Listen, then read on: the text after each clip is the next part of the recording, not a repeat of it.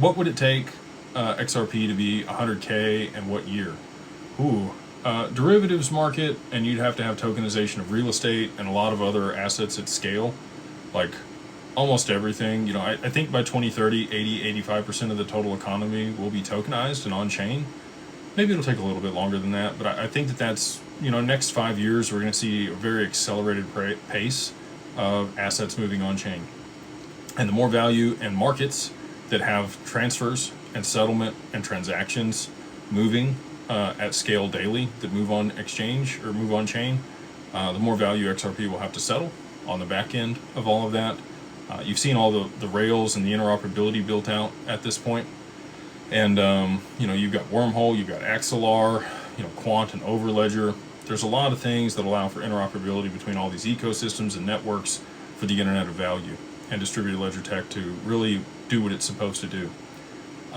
So you need derivatives, you need real estate, some of the things that I think aren't going to happen at least for another couple years. And once you have full clarity on, or visibility on, all of the risk associated with derivatives, and people can underwrite that and understand, where the problems are, I think you'll get a greater adoption of derivatives. Right now, you can't even quantify the derivatives market. It's somewhere between 400 trillion and $4 quadrillion.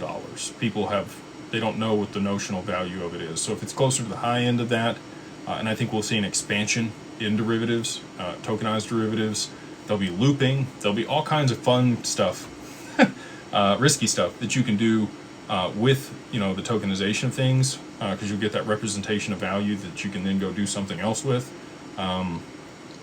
People will stack stuff, and then there's more and more derivatives in that market.